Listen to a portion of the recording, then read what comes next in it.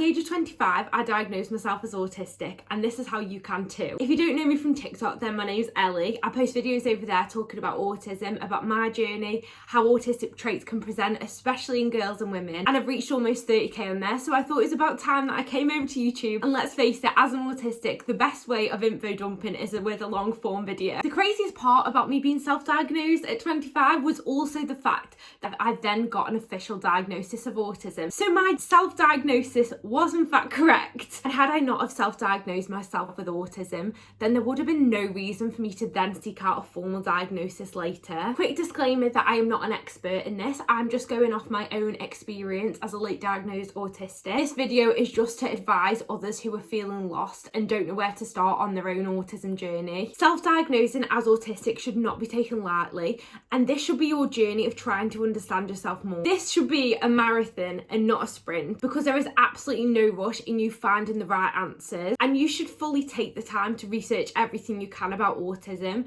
You might even find that along the way, autism might not actually make much sense to you. You might research it a bit more and realise that maybe you align a bit more with ADHD or another neurodivergent condition, and that is okay, because at the end of the day, it's about finding the right answers. So make sure you bear that in mind rather than being fixed to a diagnosis that might not actually fit. With all that being said, let's talk about what autism actually is. I'm sure you already know if you've clicked this video, but if not, then I will quickly summarise. Autism is a lifelong neurodevelopmental condition, and it can affect how people interact with others, how you communicate, how well you make and keep friends, along with how you learn and a whole host of other things. Because it's lifelong, it also means that signs of autism appear from a very early age, but whether or not they are recognised as autistic traits is a different thing. For me, a lot of my autistic traits were just pinned down to me having anxiety, when really the cause of that anxiety was me being autistic, and nobody actually recognised that. And a crazy statistic which still blows my mind is the fact that 80% of autistic females are not actually diagnosed until after the age of 18, which just shows how little understanding people actually have of autism and how it presents. I think a big reason for so many people being late diagnosed is because we learn to accept the narrative that we are taught about ourselves. Like I said, for me, I was told that I had really bad anxiety, I had low confidence, I was shy, I was bossy, I was controlling, when all that time they were just synonyms for being autistic. As a result, we stopped listening to our intuition about the fact that we are actually different and believe the narrative that everybody else has sold us, that all of these labels they gave us are actually true. And I don't actually blame our parents for that, because if you're a 90s or early 2000s baby like me, the main stereotypes we saw in the media about autism were Sheldon Cooper and Rain Man, which I think then so many parents internalised and believed that that could be the only way that autism could present. And for want of the correct label, which was autism, we were stuck with these other labels like bossy, shy and anxious. The first step I would follow if you want to self-diagnose as autistic is to consume as many resources as possible about autism. It's all well and good me giving you a quick definition of what autism is, but if you're anything like me, you probably need examples of how that can relate to your actual life to understand that perhaps the behaviours that you exhibit are because you're autistic. The number one resource that I would recommend is a book by Sarah Hendricks. It's called Women and Girls with Autism Spectrum Disorder, and honestly, it was the most validating book that I've ever read in my life. You can get it for free with the trial on Audible if you aren't already a member, or if you are a member, then you can use one of your monthly credits. And have checked, and you are able to buy physical book copies online as well. In the book, Sarah interviews autistic women and their families. So there's a chapter about early childhood, there's a chapter about primary school, there's a chapter about potty training,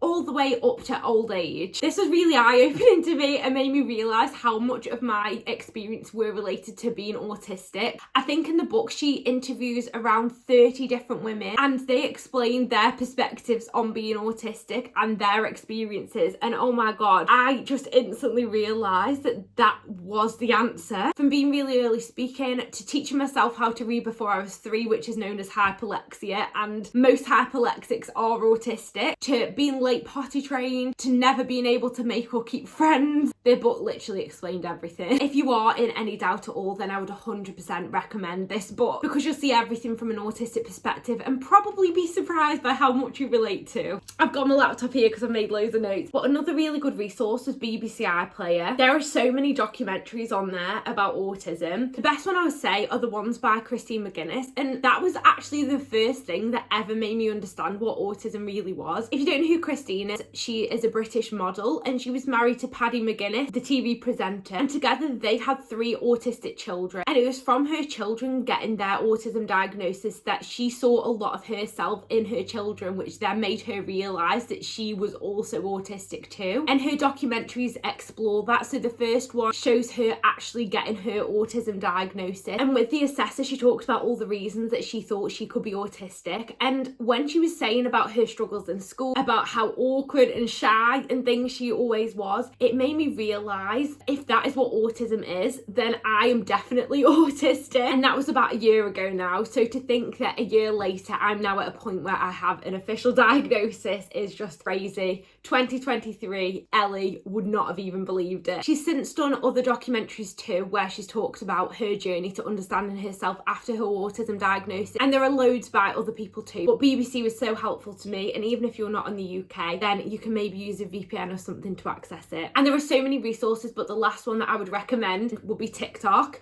And I know I'm gonna get eye rolls off people because TikTok gets such a bad reputation, but that was the #1 place where I began to understand my autism in a little bit more detail. So there are some amazing creators. I mean, I am on there. My handle is @ElsBetterLife. So if you aren't following me on there, then make sure that you do. But there are loads of other creators who talk about their autism journey as well. There's Morgan Foley. She's also on YouTube too. One of my friends, Rach Hyperlexia and Autism, she is amazing. Another girl called Raya. I don't know their handles off the top of my head. I'll make sure I put them in the description. I think this is a really helpful step as well, because they might share little tiny details about autism that you have never even thought of. There's the most niche random things that I've found out about autism that I would never have even known if it wasn't for TikTok. Like the fact that I am in fact a literal thinker, even though for the longest time I convinced myself I couldn't be autistic because I wasn't a literal thinker, when in fact I am. A literal thinking isn't just believing that it is actually raining cats and dogs, but can also be struggling to understand concepts without having examples. I hope that makes sense to somebody else. Step #2 is a really important one, and that is to make sure that anytime you relate to an autistic trait that you write that down, whether it's from reading books, watching documentaries, watching TikTok. Anytime you find autistic traits that you relate to within them resources, make sure you write it down somewhere. I first of all would put it in my notes app, because usually I would be on my phone when I found something out about autism. But then I also had a physical notebook as well. I should probably find that somewhere, which was about 10 pages long by the end of all my research, full of autistic traits which I never previously understood were autistic traits. Not only is this going to help you remember all of the different things that you've learned, but it'll also act as a visual aid to prove to yourself that you aren't making any of this up, because imposter syndrome is such a common thing when you are starting your autism journey. Anytime I had that imposter syndrome where I believed that I couldn't possibly be autistic, or I doubted my own intuition, I went back to that list and I read through all the different things that I'd wrote down about myself, and that just confirmed to myself anytime I had the slightest bit of doubt that I was in fact autistic, and I knew within my heart that that was true. And step #3, once you've actually consumed all the resources, you've wrote down all of your autistic traits that you found from the resources, it would only be at this point that I would move on to #3, which is where you actually look at the autism diagnostic criteria and see how you fit into that. I am going to do a whole other video talking about how I fit the diagnostic criteria to show you how it actually looks on a real life basis, because again, us autistics need them examples. For now, I will just summarise. And I have my trusty laptop to help me. So in total, there are 2 parts to the criteria. You've got criteria A and you've got criteria B. Criteria A has 3 different parts, which is to do with social communication, and you must fit all 3 of them parts to fit the autism diagnostic criteria.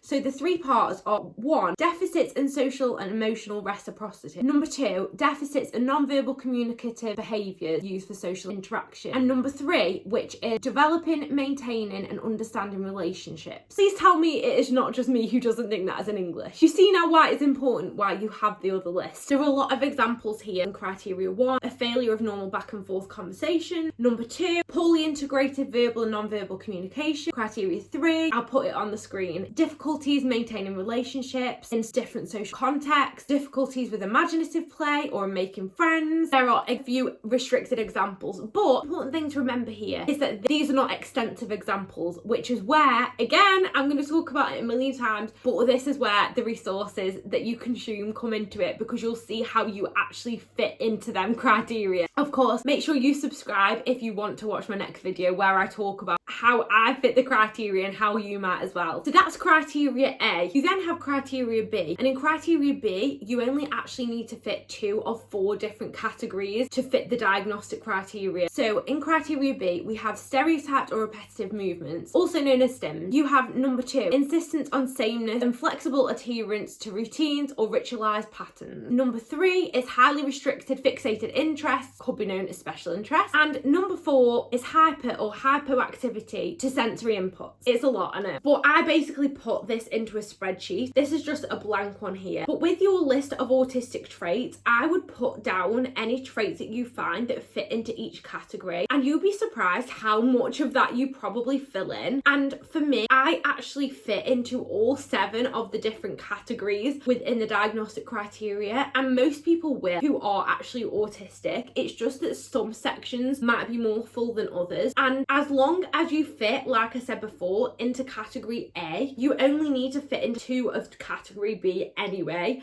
for you to have that diagnosis. That's just a brief summary of the criteria, so make sure you watch the next video where I actually go into more detail. But once you have actually determined that you fit the full diagnostic criteria for autism, that is when you can confidently self-diagnose yourself as autistic. Again, as I pointed on at the start of the video, you want to make sure that it couldn't be better explained by another condition. You also want to make sure that it is lifelong, but as long as you have done the due diligence, I can never say that word. Once you have done the due diligence to ensure that it isn't better explained by something else, then that is when you can confidently say that you are autistic. My biggest piece of advice to anybody is to trust your instincts, because no neurotypical person is going to be spending all this time consuming these resources, making lists, trying to make sure that they fully fit the autism diagnostic criteria. So trust your instinct, trust your gut, and understand that if you've spent your whole life feeling like an alien or feeling like somebody who doesn't actually fit into any box, then maybe your instincts are right. It's about time that you start trusting them instead of listening to the narrative that everybody else has told you about yourself. I hope this video has been helpful. Make sure you subscribe and comment any other future videos that you would like me to do, because obviously this is my first one. I really appreciate you watching. I hope that this hasn't been a massive fumble because I'm new to this whole YouTube thing, but thank you so much if you have watched this far, and make sure you check out my next video on the actual diagnostic criteria. Bye!